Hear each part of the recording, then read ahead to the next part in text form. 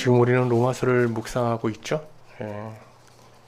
많은 신자들이 로마서를 바울 사도가 로마 교회에 하나님의 복음을 전할 목적으로 쓴 서신으로 알고 있지만, 반복하여 말씀드리지만 로마서는 그런 서신은 아니죠. 로마서는 바울이 로마 교회의 어떤 분쟁의 문제, 신앙으로 인하여 분열의 위기 가운데 있는 로마 교회의 화합을 촉구하기 위해 쓴 편지입니다. 당시 로마 교회는 다수의 이방 신자로 구성된 단절파 신자와 소수의 유대 신자로 구성된 연속파 신자로 나뉘어서 신앙의 문제로 갈등을 겪고 있었죠.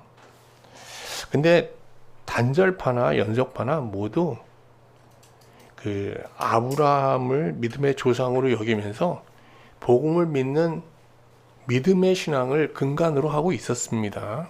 모두 다 믿음의 신앙을 다 중시 여겼어요. 문제는 유대교의 전통, 할례와 율법적 삶, 이 부분에서 이제 서로 이제 이견이 생긴 거죠. 단절파 이방 신자들은 아브라함이 율법이 수여되기 400년 전 인물 아니냐, 그리고 그가 할례를 받기 전에 믿음으로 의롭다움을 받지 않았느냐. 그러니까 이방 신자인 우리도 복음을 믿기 위해서 할례를 받거나 율법을 지킬 필요는 없다. 우리가 아브라함에게서 보듯이 우리가 하나님과 올바른 의의 관계를 이루기 위해서는 오직 믿음만이 요구되어지는 것이다. 그러므로 우리는 복음을 믿는 믿음의 신앙에 전념하겠다. 이런 입장이었어요. 근데 유대 신자들은, 연속파에 속한 유대 신자들은 아니다라는 겁니다. 아브라함이 율법이 있기 전에, 할례를 받기 전에 믿음으로 의롭다움을 얻었지만 믿은 후에 어떻게 됐냐? 의롭게 된 이후에 어떻게 됐냐? 할례 받지 않았느냐? 그리고 그의 후손들은 어떻게 율법을 받지 않았느냐? 그리고 율법 아래 살았지 않았느냐? 그러니까 너희도 그래 좋다. 할례 받지 않고 율법 지키지 않고 율법 없이 복음을 믿을 수 있어. 복음을 믿어서 의롭게 되었으면 이제부터라도 어떻게? 아브라함처럼 너희들이 아브라함이 믿음의 조상이라며, 그러면 아브라함처럼 어떻게 해야 돼? 할례 받고 또 아브라함의 후손들처럼 율법을 받아 율법 아래 살아야 되는 거 아니냐라고 이제 주장하는 겁니다. 여러분, 어떻게 이 연속파의 유대 신자들이 주장하는 거 일리 있습니까, 없습니까? 모르시겠어요? 일리가 있습니까, 없습니까? 대답을 그렇게 잘하시더니 오늘은 일리 있잖아요. 그러면서 또 뭐라는가 하면, 우리가 이제 하나님과의 올바른 의의 관계를 이루고 구원을 받았다면 이제 하나님께 순종하는 삶을 살아야 되는 거 아니냐는 거예요. 그런데 우리가 그냥 맨날 하나님의 은혜로 구원받은 것만 생각하고 은혜 아래 살면은, 은혜 아래서는 이 순종의 삶이 불가능하다는 거예요. 그러므로 구원받으신 자는 율법을 다시 받아서 그 율법에 순종하여 그 구원을 온전히 완성하면서 하나님께 영광을 돌리는 삶을 살아야 된다. 그러면서 복음을 믿고 의롭게 되었다고 주장하는 이방 신자들에게 이제라도 할례를 받고 은혜가 아닌 율법 아래 살아야 된다라고 하면서 그들에게 율법을 강요하고 있었던 거죠. 여기서 이제 계속 분쟁이 일어나는 겁니다. 이방 신자들은 뭐라 그래요? 왜 우리를 율법에 속박하려고 하느냐? 우리는 율법 아래 살지 않고 은혜 아래 살겠다 라고 이제 주장하는 겁니다. 자, 바울은 이런 갈등 속에서 어떤 의견을 제시할까요, 여러분? 누구의 손을 들어줄 것 같습니까? 오늘 다 읽지는 않았지만 로마서 5장 12절부터 이제 6장 14절 긴 본문, 이 본문 속에서 바울은 연속파 유대 신자들에게 두 가지 질문을 던집니다. 하나는 야, 우리가 지금 다 복음을 믿기 전에 죄와 사망의 법 아래 있었는데 도대체 그 이유가 뭐라고 생각하느냐라는 질문입니다. 왜 인간은 죄와 사망 아래 있게 되었는가라는 물음이고요. 너희들은, 두 번째 질문은요, 너희들은 율법 아래 있을 때만 순종의 삶이 가능하다고 하는데 정말 은혜의 법 아래 살면서 순종하는 삶이 불가능한가? 여기에 대해서 한번 따져보자라는 물음입니다. 은혜와 율법 중 어느 법이 더 안전한가? 어느 법이 더 우리에게 순종의 삶을 가능케 하는가라는 물음입니다. 이게 지금 설명드린 바와 같이 로마 교회 내 유대 신자들은 이제 믿음으로 의롭다함을 받고 구원받은 후 율법 아래 살면서 순종의 삶을 살려 했어요. 그런데 이방 신자들은 어떻게 해요? 율법이 아니라 어떤 법이요? 은혜의 법 아래 살면서 하나님께 순종하는 삶을 살려고 했던 겁니다. 여러분, 법이라는 것은 자유로운 게 아니라 불편한 겁니다. 법은 우리를 통제하는 거잖아요. 그래서 우리가 구원받은 이후 법 없이 살면 안 되거든요. 법을 가지고 우리 본성을 통제하면서 하나님께 순종하는 삶을 지향해야 되는 겁니다. 여러분은 구원 후 어떤 법으로 여러분의 부정한 본성을 통제하면서 하나님께 순종하는 삶을 추구하고 계신가요? 좀 정말 들어보고 싶어요. 우리가 보통 이 세상 살아가면 우리나라 대한민국의 법, 또 양심의 법, 일반적인 거래를 하면 상도의 법 아래에서 그 법 아래에서 위법하지 않은 삶을 살려고 하잖아요. 이 건전하고 바람직한 삶이죠. 근데 신자는 그 이상의 법을 갖고 살아야 되는 거예요. 구원받은 신자라면. 오늘 여러분 이 말씀 묵상하면서 여러분이 구원받은 후 어떤 법으로 살고 있는지, 또 어떤 법으로 살아야 될지 보다 분명히 깨달으시면서 보다 더 여러분의 본성을 하나님의 법으로 통제하면서 좀 하나님 앞에 순종하는 삶을 사는 가운데 여러분이 누리는 그 영생의 구원이 더 풍성해지는 은혜가 함께하기를 주님의 이름으로 축원합니다. 자, 그러면 지금부터 바울이 유대 신자들에게 던지는 이 두 가지 질문을 차례로 한번 살펴보도록 하겠습니다. 먼저 왜 인간은 죄와 사망의 법 아래 있게 되었는가라는 물음인데요. 이 물음에 유대 신자들은 뭐라고 대답할까요? 바로 답이 나옵니다. 율법 때문이라고 합니다. 하나님께서 우리에게 율법을 주셨는데 우리가 율법을 제대로 지키지 못해서 죄와 사망의 법 아래 있게 되었다라고 답하겠죠. 여러분 동의하시나요? 바울은 동의하지 않습니다. 아니라는 거예요. 이거 한 사람 때문이라는 거예요. 누구요? 이게 좀 우리가 생각하기 어려운 대답이에요. 아담 때문이라는 거예요, 갑자기. 내가 지금 죄와 사망의 법 아래에서 하나님과 관계가 단절된 상태에서 살게 된 이유가 나 때문이 아니라 우리를 대표하는 인류의 대표죠. 나를 대표하고. 아담 때문이라는 거예요. 한번 볼까요? 로마서 5장 12절입니다. 그러므로 한 사람으로 말미암아 죄가 세상에 들어오고 죄로 말미암아 사망이 들어왔나니 이와 같이 모든 사람이 죄를 지었으므로 사망이 모든 사람에게 이르렀느니라. 하나님은 아담과 언약을 맺으셨어요. 창세기에 다 아시죠? 언약을 맺고 그 언약을 유지하기 위해서 언약 계명을 주셨잖아요. 언약 계명. 뭐죠? 한번 확인해 볼까요? 창세기 2장 16절 17절. 여호와 하나님이 그 사람에게 명하여 이르시되 동산 각종 나무의 열매를 내가 임의로 먹되. 자유를 준 거죠. 여기서 계명이 나옵니다. 어떤 계명이에요? 선악을 알게 하는 나무 열매는 먹지 말라. 먹는 날에는 반드시 죽으리라. 경고하시잖아요. 이 언약 계명을 지키지 않으면 어떻게 된다고요? 나와 너와 맺은 언약이 깨지면서 너는 죄와 사망의 법 아래, 지배 아래 살게 된다라는 거예요.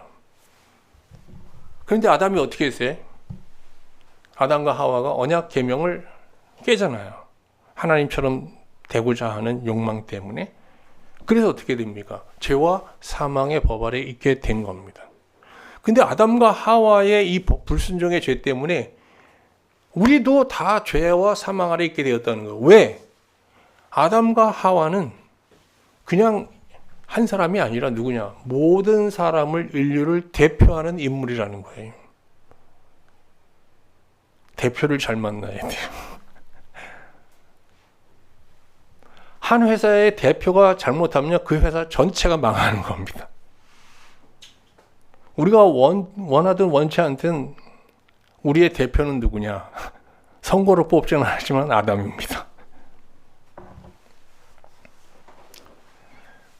이처럼 아담 한 사람을 통하여 인류의 죄가 들어왔고 또 그 죄로 인해서 인류는 이방인이나 유대인이나 구분 없이 모두 죄와 사망 아래 있게 된 겁니다. 이 죄와 사망의 지배에서 벗어나 스스로 자유를 얻어서 하나님 앞에 나아갈 수 있는 사람은 아무도 없다는 거죠. 여러분, 우리도 믿음 생활하기 전에, 신앙 생활하기 전에 그런 시도 많이 했잖아요. 우리 양심대로 살아서 의에 이르러 보려고. 돼요, 안 돼요? 안 됩니다.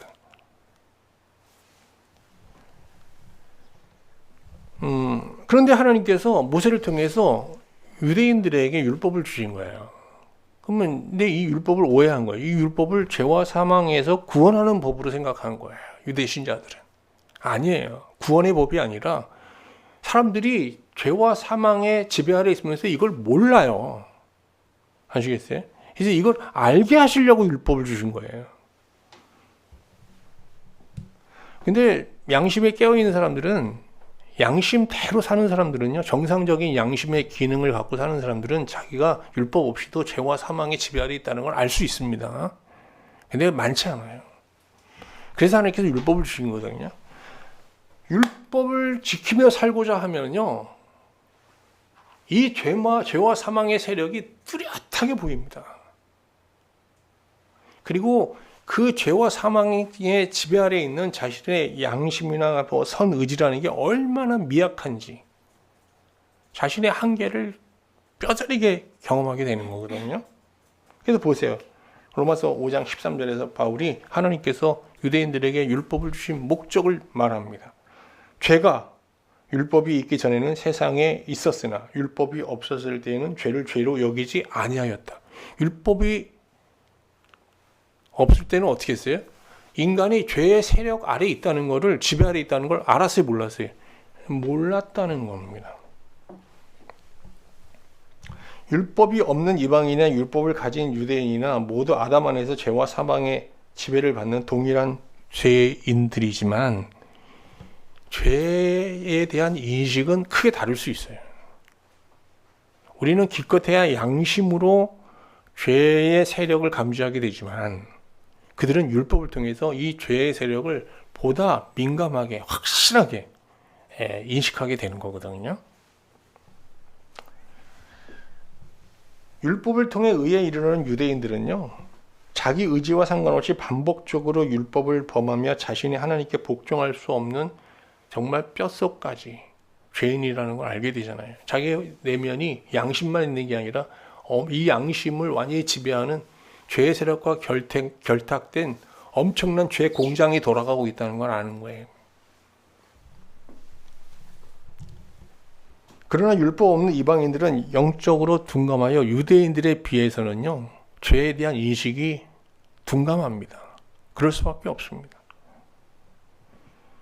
그리고 율법을, 그러니까 자신의 실존을 제대로 인식하지 못하고 그 하나님을 찾는 진정 죄와 사망의 세력으로부터 나를 구원해 달라고 하는 하나님에 대한 이 간절함이 훨씬 더 이제 미약한 거죠.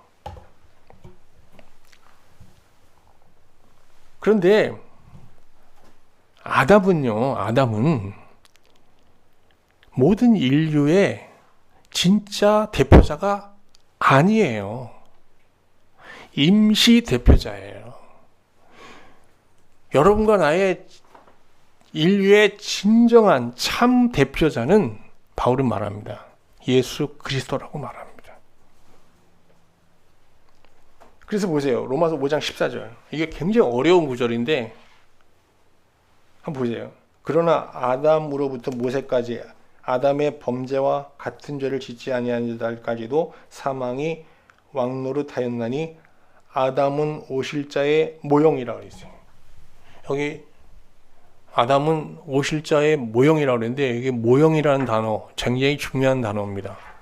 뭐 헬라어 한 번만 더 얘기하면 모형은 헬라어로 튜포스라고 하는데 본래의 뜻은 어떤 건가 하면 어떤 형태의 자국 이런 뜻이에요.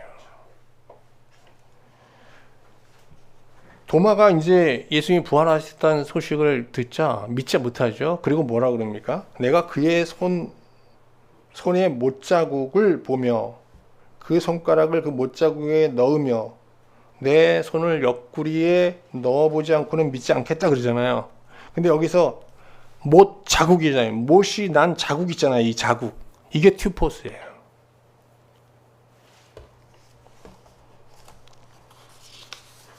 바울은 아담을 인류의 참 대표자이신 예수 그리스도가 오시기 전까지 잠정적으로 인류의 대표자 역할을 맡은 인류의 임시 대표자로 보고 있는 거예요.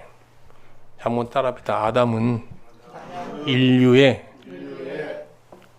진짜 대표자가 아니라 뭐라고요? 임시 대표자다. 예수님이 만약에 오셨어요. 그럼 어떻게 돼요? 대표자가 이제 임시 대표자는 없어야 돼요. 사라져야 되는 거예요. 인류의 임시 대표자였던 아담의 불순종으로 인하여 모든 사람은 억울하게 죄와 사망의 지배 아래 있게 되었어요. 억울하잖아요. 억울하지 않으세요? 네. 저는 억울합니다. 그런데 억울해야 할 이유가 없어요. 하나님은 참 대표자 예수 그리스도를 이 세상에 보내시면서 인류가 억울하게 죄와 사망의 지배 아래 범했던 죄를 다 사하고 그 십자가 죽음의 순종의 행위로 모든 믿는 자를 값없이 은혜로 의롭다고 하면서 그를 하나님 품으로 불러들일 수 있는 구원의 길을 여셨어요. 한번 확인해 볼까요? 이 로마서 5장 12절 이하가 굉장히 어려운 구절이에요. 다 난해 구절들이에요. 5장 15절 16절 이제 여러분 들으시면은 읽어보시면 이해가 되실 거예요. 한번 볼까요? 그러나 이 은사는 그 범죄와 같지 아니하니. 그 범죄는 뭐예요? 아담의 불순종이잖아요. 또 한 사람의 범죄를 인하여 많은 사람이 죽었은즉 더욱 하나님의 은혜 또한 한 사람 예수 그리스도의 은혜로 말미암은 선물은 많은 사람에게 넘쳤다.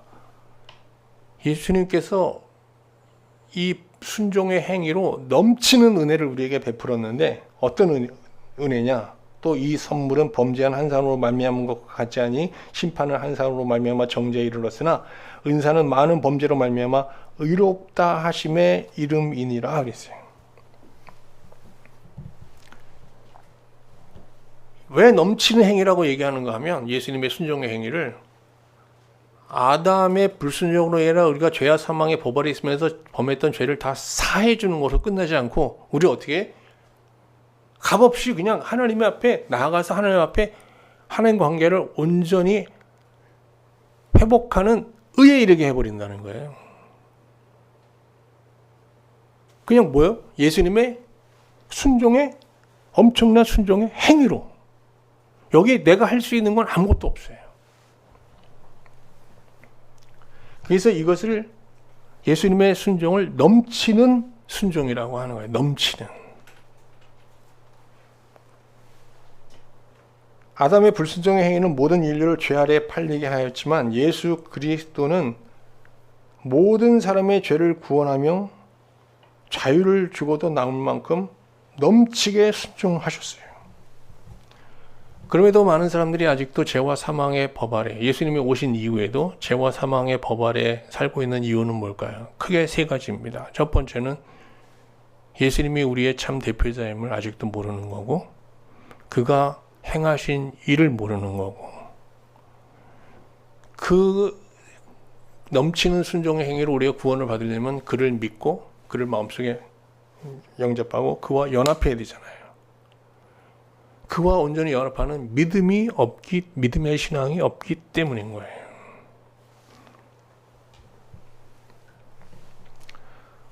예수 그리스도를 믿고 그와 연합한 자는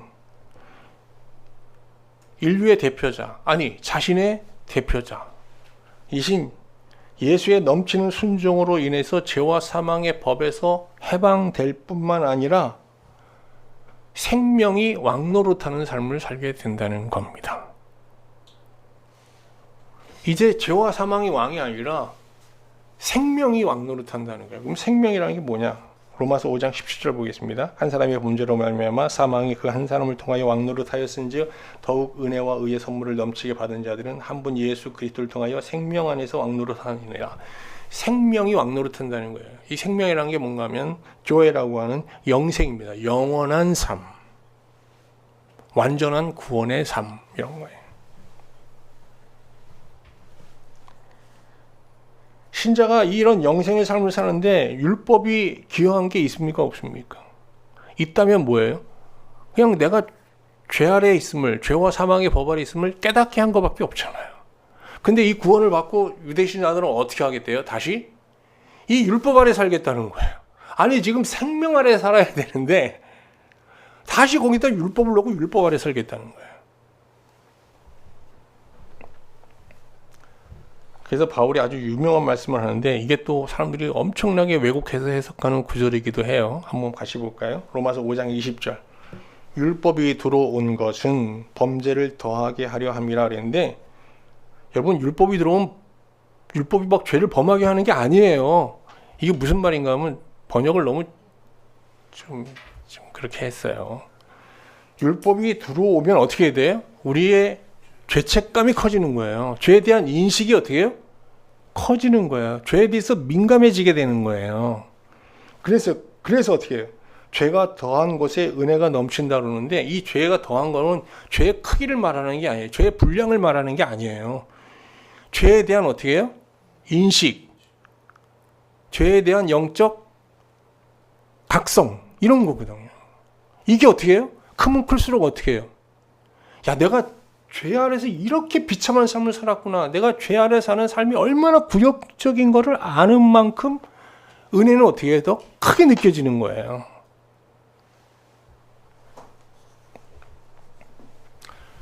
자, 징역 1년 선고를 받은 사람이 자유를 얻었어요. 석방됐어요. 그 은혜와 무기징역 받았던 사람이 석방됐어요. 그때 받은 그 은혜의 크기가 다르죠. 내 죄에 대한 인식의 크기만큼 은혜가 따라온다는 겁니다. 그래서 어떤 사람들이 이런 얘기를 해요. 지금 성도들끼리 교제하는 걸 이렇게 들어보면, 나는 이렇게 참, 어떤 사람들 막 은혜에 막 감격해서 사는데 나는 참 그런 감격이 좀 적은 것 같아요. 너무 바르게 살아서 그래, 너는. 야, 정가 10번 그런 사람들이 막 벅찬 거지. 양심대로 살고 바르게 살았잖아. 법 없이도 막 살 사람 아니야. 그래서 그런 거야. 야, 이건 정말 죄송합니다. 무식한 말입니다. 그러면 영적으로 보면 그런 얘기가 아니에요. 이건 죄의 분량이나 크기에 대한 얘기가 아니에요. 이건 실존적인 개념의 얘기고요. 이건 내적 어떤 자기에 대한 자기 성찰의 인식의 수준을 얘기하는 거거든요.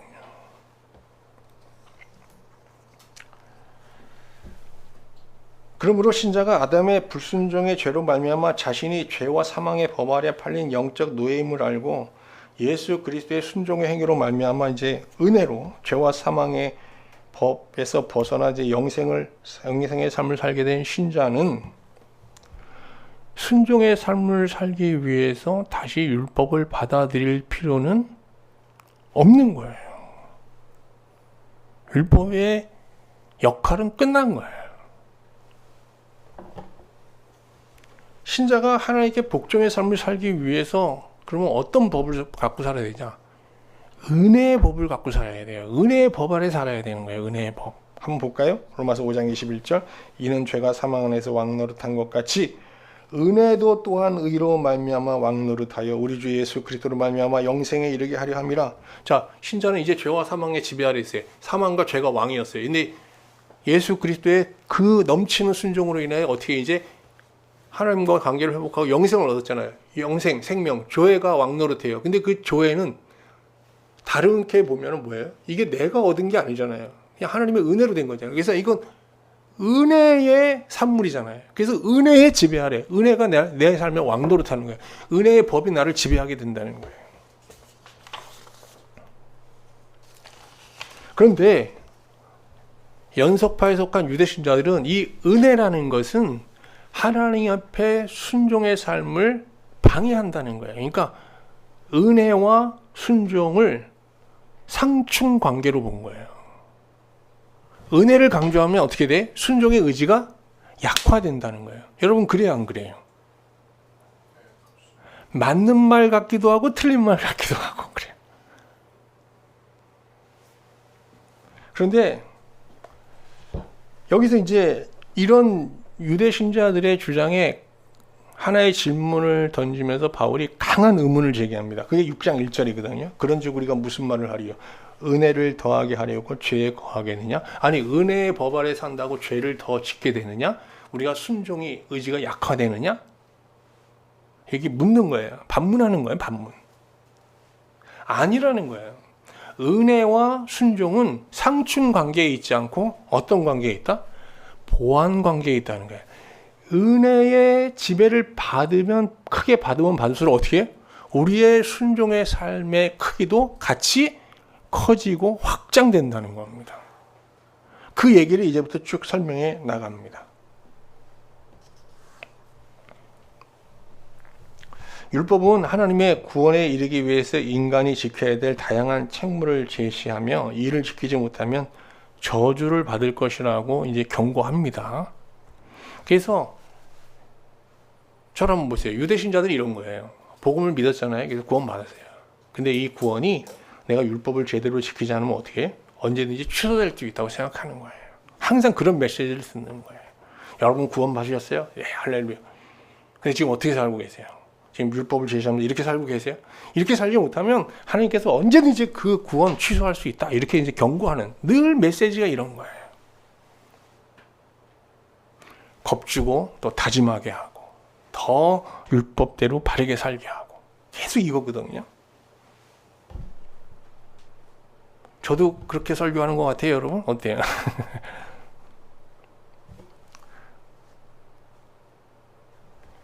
근데 그래서 이제 연속파에 속한 유대 신자들은 이 믿음의 신앙과 율법 신앙이 잘 조화를 이루고 균형을 이룰 때 우리가 이제 우리의 구원이 안전하게 지켜지고 유지된다고 본 거예요. 들으면 맞는 말 같죠? 예. 그런데 바울은 여기에 동의하지 않습니다. 로마서 6장 2절 보세요. 그럴 수 없느니라. 죄에 대하여 죽은 우리가 어찌 그 가운데 살려. 은혜 아래 산다고 해서 우리가 죄를 밥 먹듯이 저지르면서 사는 거 절대 아니다. 율법 없이 은혜 안에 살아도 순종의 삶은 가능하다고 얘기합니다. 왜 그런가 하면요. 우리가 이제 복음 안에 있는 은혜라는 거는 하나 예수님의 그 넘치는 순종만 얘기하는 게 아니라 그 예수를 믿는 과정에서 신자가 감수해야 될 책무를 함께 말하고 있기 때문에 그래요. 이게 은혜 안에는 신자의 책무가 동반되어 있어요. 그러면 복음 안에 복음의 은혜 안에 감춰진 신자에게 요구하는 책무가 뭐냐? 그것은 신자가 받는 세례 의식에 함축되어 있어요. 갈라디아서 3장 27절 보면 누구든지 그리스도와 합하기 위하여 세례를 받는 자는 그리스도로 옷 입었느니라 그랬어요. 이 세례라는 건요, 여러분 세례는요 옷이에요. 한번 여러분 세례 받으셨죠? 그 세례 받고 끝났죠? 아니에요. 그 세례는 옷이거든요. 항상 그 세례의 옷을 입고 있어야 돼요. 지금 우리가 나는 이런 양복을 입고 있는데 설교위에서 영적으로 무슨 옷을 입고 있어야 돼요? 무슨 옷? 그리스도의 옷. 다시 말하면 뭐예요? 세례의 옷을 입고 있어야 돼요. 세례. 그러면 세례의 옷을 입고 있다는 건 여러분 옷 입고 거울을 쓰면 뭐가 보여요? 내가 보이지 않고 뭐가 보여야 돼요? 옷이 보여야 되잖아요. 늘 신자는 뭘 보고 살아야 돼요? 세례를 보고 살아야 돼요. 세례. 그럼 세례가 뭘 얘기하느냐? 신자에게 어마어마한 메시지를 선포하고 있어요. 세례가. 자, 지금부터 보면 우리가 받은 이 세례 의식이 선포하는 메시지. 이 세례를 통해서 하나님께서 구원받은, 값없이 구원받은 우리 신자들에게 요구하는 그 무엇, 책무, 이게 뭔지 한번 살펴볼까요? 그래서 세례가 물로 이렇게 머리에 이렇게 물을 뿌리는 거로 이제 세례를 받았지만 실제로는 침례가 맞죠. 침례라는 거는 물에 들어가는 것과 머무는 것과 거기서 일으킴을 받는 이 세 행위로 구성되어 있습니다. 이게 다 의미가 있는데요. 자주 말씀드렸지만 물에 들어가는 건 뭘 상징하는 거예요? 예수와 함께 죽는 겁니다. 머무는 건요, 예수님이 무덤에 사흘간 계셨던 것처럼 함께 무덤에 장사되는 거예요. 그리고 일으킴은 뭡니까? 예수님이 죽은 자 가운데 삶 안에 부활하신 것이 우리도 다시 살아나는 겁니다. 이 세 행위로 구성된 이 세례 의식을 통해서 하나님께서 우리에게 말씀하시는, 신자에게 요구하는 책무가 뭐냐? 로마서 6장 4절 5절에서 바울이 이렇게 말합니다. 한번 잘 들어보시죠. 무릇 그리스도와 예수와 합하여 세례를 받은 우리는 그의 죽으심과 합하여 세례를 받은 줄을 알지 못하느냐? 그러므로 우리가 그의 죽으심과 합하여 세례를 받음으로 장사되었나니 이는 아버지의 영광으로 말미암아 그리스도를 죽은 자 가운데서 살리신 것 같이 우리도 또한 새 생명 가운데 행하게 하려 함이라 그랬어요. 여기 세 개의 단어가 나오죠. 하나는 뭐예요? 죽음. 예수 그리스도와 함께 죽는 것. 또 하나는 뭐예요? 예수 그리스도와 함께 장사되는 것. 예수 그리스도와 함께 새 존재로 거듭나는 것. 신자가 그리스도와 함께 실제로 물리적으로 죽음과 무덤에 들어가서 장사되는 것은, 그런 경험을 하는 건 불가능합니다. 근데 이게 실존적으로는 가능한 거거든요. 마음 안에서는 가능한 거예요. 내적으로는.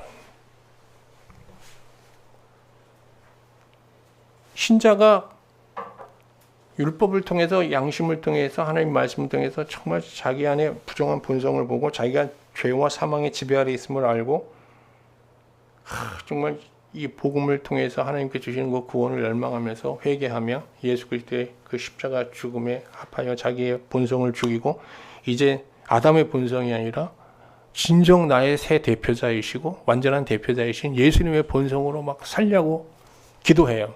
이게 뭐예요? 이렇게 하고 있어요. 이건 예수님의 죽음에 합해진 거. 근데 이게 잘 안 돼요. 늘 실패하고 자주 실패하고 넘어져요. 그래서 어떻게 해요? 통렬하게 회개하며 자기를 자책하면서 정말 하나님의 도움을 더 간절히 구합니다.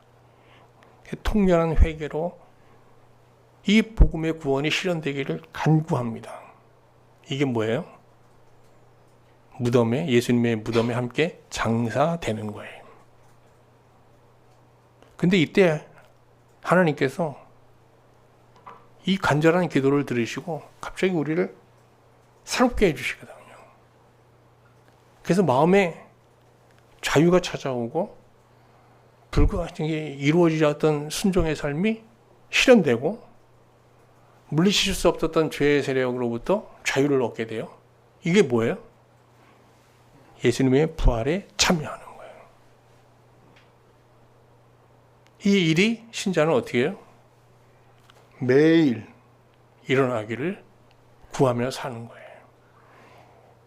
그러니까 은혜 아래 사는 사람들은 그 하나님의 은혜, 그 예수 그리스도의 그 넘치는 순종에 늘 감사하는 마음, 그 빚진 마음과 함께 어떻게 해요? 세례의 옷을 입고 늘 자신을 돌아보면서 자기의 부정한 본성, 아직도 본성대로 살려고 하죠. 그걸 계속 부정하고 십자가에 못 박으며 회개하면서 새 존재로 살고자 발버둥 치는 투혼의 삶을 살게 되거든요. 그 은혜의 지배 아래 사는 사람들은 이렇게 그냥 편안하게 그냥 할렐루야 하면서 사는 게 아니라 감사와 기쁨의 찬양을 드리면서 그 내면에는 처절한 투혼, 영적 투쟁의 삶을 살게 되는 거예요. 그래서 로마서 6장 6절 7절에서 바울이 이렇게 말합니다. 한번 보시죠. 이 처절한 투혼의 삶을 이렇게 설명하는 거예요. 우리가 알거니와 우리의 옛사람이 예수와 함께 십자가에 못 박힌 것은 죄의 몸이 죽어 다시는 우리가 죄에서 종노릇하지 아니하게 하려 함이니 이는 죽은 자가 죄에서 벗어나 의롭다 하심을 얻었음이라 그랬어요. 여기 죄의 몸이라는 단어가 나옵니다. 죄의 몸. 이 죄의 몸이 멸하여 그랬는데요.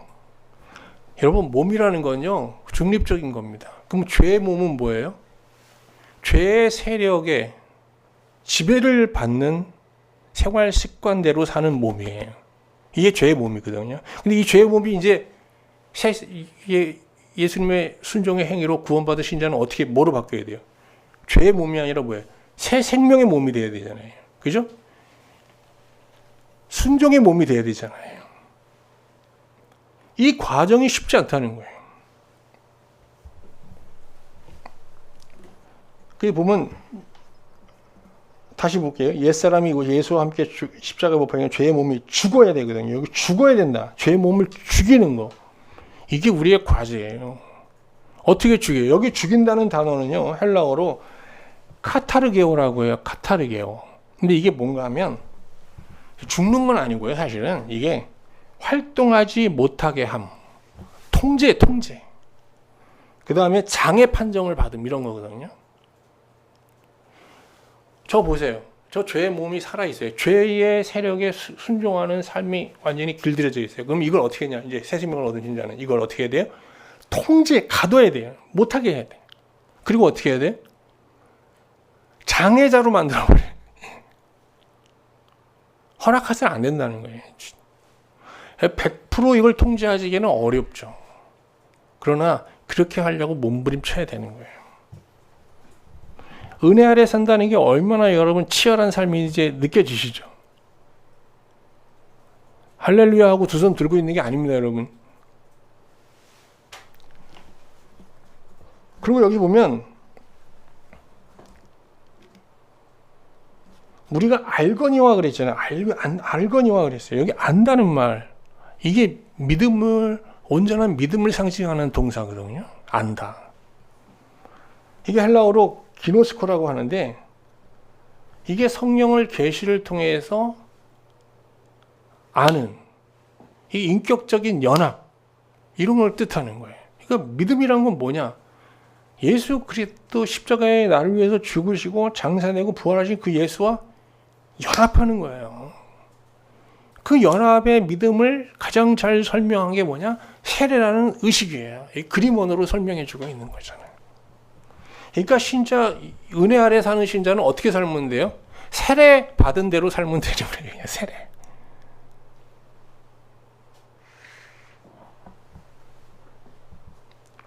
이렇게 우리가 세례의 옷을 입고 세례에 합당한 삶을 살려고 하면 하나님께서 우리에게 베푼 구원을 더 풍성케 하시면서 그 생명이 왕노릇하는, 전에는 죄가 왕노릇되잖아요. 근데 새 생명이 왕노릇하는 새 생명의 삶을 보장해 주시는 거예요.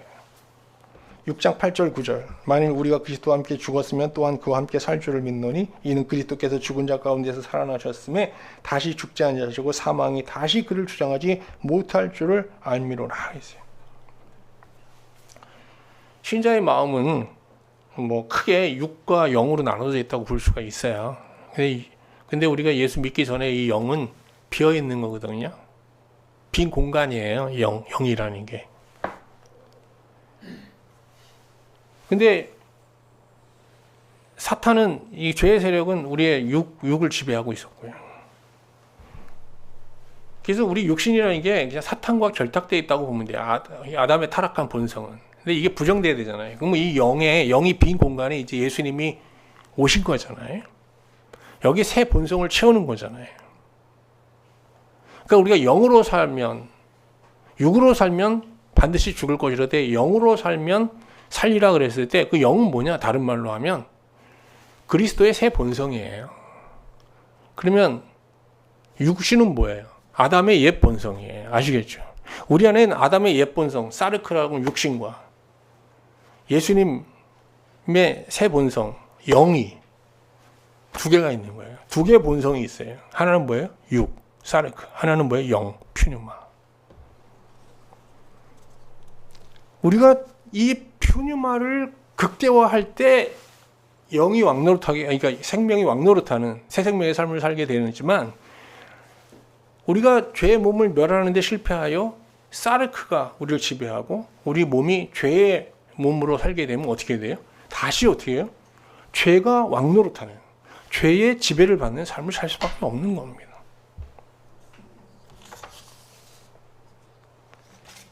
그래서 바울이 로마서 6장 23절에서 이렇게 외치는 겁니다. 죄의 싹은 뭐다? 죄의 지배 아래 살게 되는 결과는 뭐다? 사망이 사망. 멸망이라는 거예요. 그런데 하나님의 은사는 그리스도 예수 우리 주 안에 있는 뭐다? 영생이다.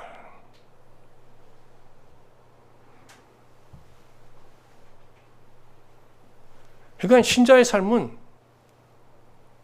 사망의 삶에서 영생의 삶으로 계속 한 단계 한 단계 옮겨가고 있는 거예요. 진보하는 거예요.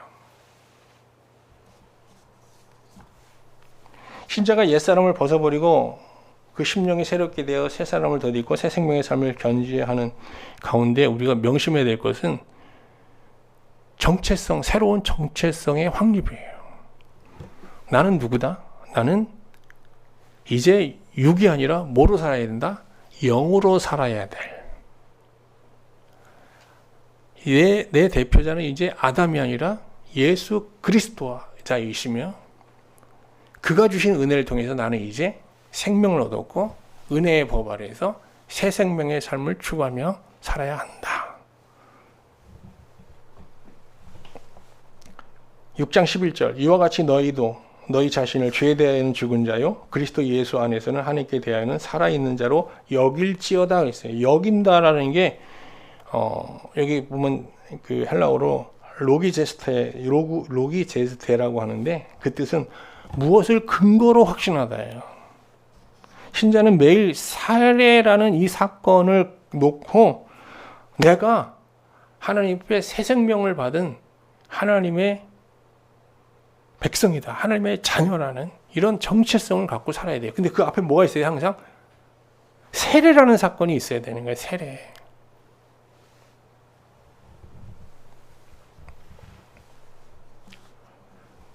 제 말씀이 길어져서요. 이제 마치겠습니다. 자, 이런 논증을 통해서 바울은 유대 신자들이 은혜 아래 사는 삶은 순종의 삶을 방해한다. 순종의 삶을 불가능케 한다라는 이런 주장에 대해서 반기를 들면서 무슨 말이냐. 우리가 진정 하나님 앞에 순종의 삶을 살며 새 생명의 삶을 풍성히 누리고 우리의 구원을 온전히 누리려면 어떻게 되냐. 율법 아래 삶에서 완전히 빠져나와. 이제 어떻게 살아야 했나? 은혜의 법 아래 살아야 되는 거야. 이 사람들아. 당신들은 지금 정반대로 말하고 있는 거야. 라고 말합니다. 로마서 6장 14절 말씀 보겠습니다. 죄가 너희를 주장하지 못하게 하리니 이는 너희가 법 아래에 있지 않냐고. 여기 법은 뭘 말하는 걸까요? 율법. 은혜 아래에 있습니다. 은혜 아래에 있을 때 이 죄의 세력이 힘을 못 쓰게 되는 거예요. 은혜 아래에 있을 때.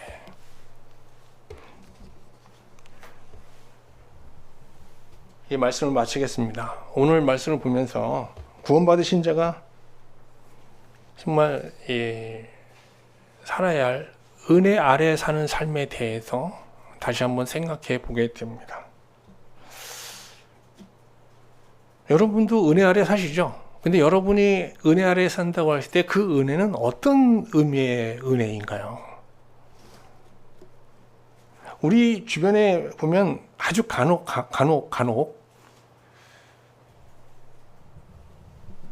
이게 연속파에 속한 유대 신자들이 무효하는 것처럼 이 복음의 은혜를 자기가 범한 죄를 그냥 예수 그리스도를 통해서 손쉽게 용서받고 사함받을 수 있다라는 그런 값싼 은혜로 여기는 신자도 없지 않아 있잖아요. 그죠?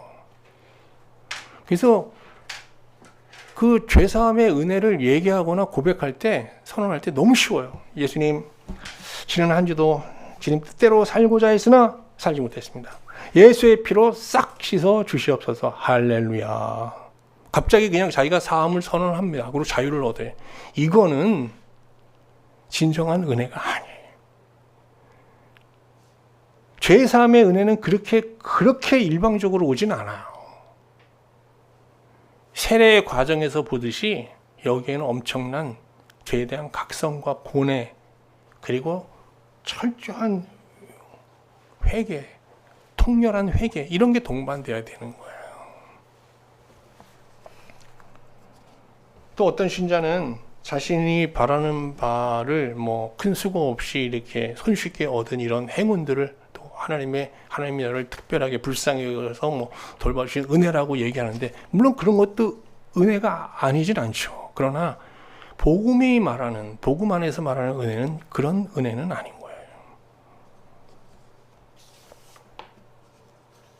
신자가 은혜의 법 아래 산다는 것은 쉽게 죄사함을 받고 쉽게 하나님의 도움으로 성공하며 잘 먹고 잘 사는 형통한 삶을 사는 그런 은혜를 말하는 게 아닙니다. 그런 삶을 말하는 게 아니에요.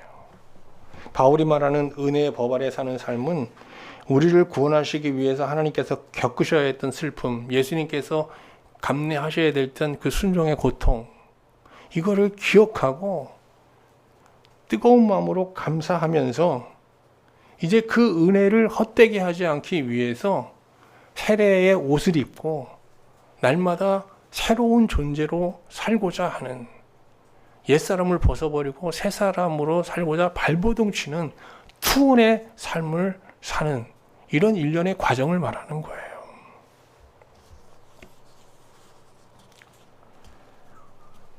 신자가 우리 연속파에 속한 유대 신자들처럼 양심이나 율법을 통해서 정말 부정한 본성을 통제하면서 하나님께 순종하려고, 의지적으로 순종하려고 하는 거 결코 나쁜 삶은 아닙니다. 율법 없이, 법 없이 사는 사람들보다 훨씬 더 나은 사람들이에요. 그러나 그러한 율법이나 양심이나 도덕법으로 내 부정한 본성을 통제하며 하나님께 순종하며 사는 삶은 사실은 한계가 뚜렷하잖아요. 바울이 말합니다. 그거 잘못된 건 아니지만 그거로는 안 된다는 거예요. 이제는 어떻게 살자? 그래, 양심, 도덕, 율법, 좋아. 그 위에 이제 우리는 은혜의 법을 위에 놓고 은혜의 법 아래 살자. 그때 비로소 우리는 죄의 세력에서 해방되어 예수님께서 십자가 그 희생을 통해서 우리에게 죽으셨다는 진정한 생명이 왕노릇하는 새 생명의 삶을 살 수 있는 거야 라고 하면서 은혜 아래 살기를 간절히 호소하고 있는 겁니다. 이 바울의 호소를 통해서 여러분 한 사람 한 사람에게 주시는 하나님의 음성을 들을 수 있기를 주님의 이름으로 축원합니다. 저는 그냥 딱 이 말씀 준비하면서 하나님으로부터 하나의 음성을 들었어요. 남고나 이 세상의 법, 양심의 법 다 좋은데 그 법을 넘어 너는 앞으로 남은 인생 은혜의 법으로, 은혜의 법 아래서 살았으면 좋겠다. 내가 응원해 주겠다라고 말씀하시는 것 같아요. 우리 주신 말씀 생각하면서 찬송 305장 찬양하겠습니다. 이 305장 존 뉴턴이 작사한 곡인데요. 정말 은혜 아래 사는 자의 고백인 것 같습니다.